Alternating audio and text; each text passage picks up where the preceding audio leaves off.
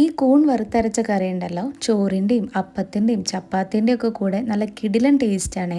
അപ്പോൾ ഈ കറി എങ്ങനെ ഉണ്ടാക്കുകയെന്ന് നോക്കിയാൽ നിങ്ങൾക്ക് ഏത് കൂൺ വെച്ചിട്ടും ഇത് ഉണ്ടാക്കാവുന്നതാണ്. ഞാനിതാ ഈ ഒരു ടൈപ്പാണ് എടുത്തിട്ടുള്ളത്. അത് നന്നായി ക്ലീൻ ചെയ്ത് ചെറിയ പീസാക്കി കട്ട് ചെയ്തെടുത്തിട്ട് ഇനി ഒരു ചട്ടി ചൂടാക്കി അതിലേക്ക് 2 ടേബിൾ സ്പൂൺ വെളിച്ചെണ്ണ ഒഴിച്ചു കൊടുക്കാം. 3 വെളുത്തുള്ളി ചെറുതായി അരിഞ്ഞതും 2 പച്ചമുളക് നീളത്തിൽ അരിഞ്ഞതും കുറച്ച് കറിവേപ്പിലയും കൂടെ ചേർത്തിട്ട് ഒരു 30 സെക്കൻഡ് ലോ ഫ്ലെയിമിലിട്ടിട്ട് ഇതിനൊന്ന് വഴറ്റിയെടുക്കാം. ഇതിലേക്ക് ഒരു 20 ചെറിയുള്ളി ചെറുതായി അരിഞ്ഞത് ചേർത്തിട്ട് ഉള്ളിയുടെ കളറൊക്കെ മാറി വരുന്നത് വരെ നമുക്കൊന്ന് വഴറ്റി കൊടുക്കാം. വഴന്നു വന്ന ഉള്ളിയിലേക്ക് ഒരു മീഡിയം സൈസുള്ള തക്കാളി ചെറുതായി അരിഞ്ഞതും കൂടെ ചേർത്തിട്ട് തക്കാളിയൊക്കെ സോഫ്റ്റ് ആയി വരുന്നത് വരെ ഒന്ന് വഴറ്റിയെടുക്കാം. ഒരു 2 മിനിറ്റ് നേരം കൊണ്ട് എല്ലാം നല്ല സോഫ്റ്റ് ആയി വന്നിട്ടുണ്ട്.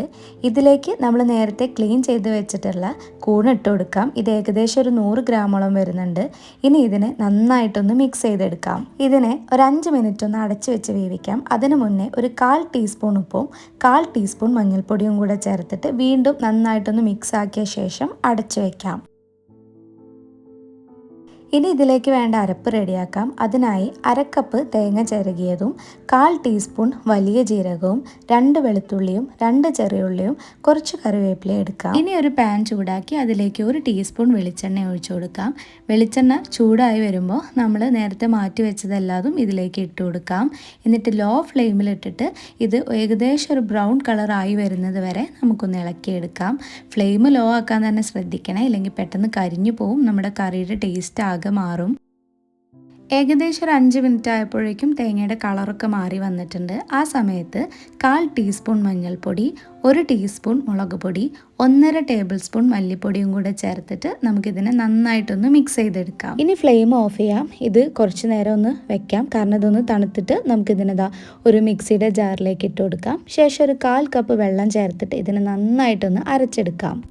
അപ്പോഴേക്കും നമ്മുടെ കൂണ് വെന്തുതാ നല്ല സോഫ്റ്റായി വന്നിട്ടുണ്ട്.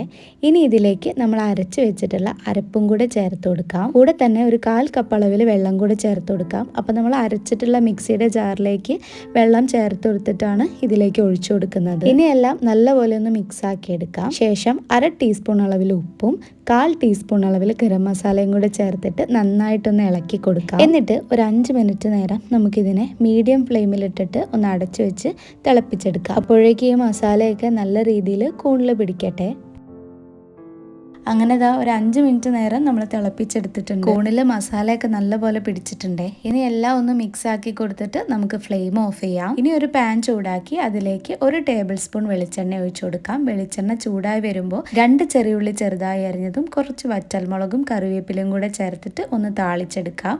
ഇനി ഇത് നമുക്ക് നമ്മുടെ കറിയിലേക്ക് ഒഴിച്ചു കൊടുക്കാം. ഇനി കുറച്ച് നേരം ഇതിനൊന്ന് അടച്ചു വെക്കാം. ശേഷം തുറക്കുമ്പോൾ നമ്മുടെ അടിപൊളി കൂൺ വറുത്തരച്ച കറി ഇവിടെ റെഡി ആയിട്ടുണ്ട്. ഇത്രയേ ഉള്ളൂ കേട്ടോ. നല്ല ടേസ്റ്റുള്ള കറിയാണ്. അപ്പത്തിൻ്റെ കൂടെയൊക്കെ നല്ല കിടിലൻ കോമ്പിനേഷനാണ്. നിങ്ങൾ ഇതുവരെ ട്രൈ ചെയ്തിട്ടില്ലെങ്കിൽ എന്തായാലും ഒന്ന് ട്രൈ ചെയ്യണം. അപ്പോൾ വീഡിയോ ഇഷ്ടപ്പെട്ടാൽ ചാനൽ സബ്സ്ക്രൈബ് ചെയ്യാനും സപ്പോർട്ട് ചെയ്യാനും മറക്കരുത്. പുതിയൊരു റെസിപ്പിയായിട്ട് അടുത്ത വീഡിയോയിൽ കാണാം. ബൈ.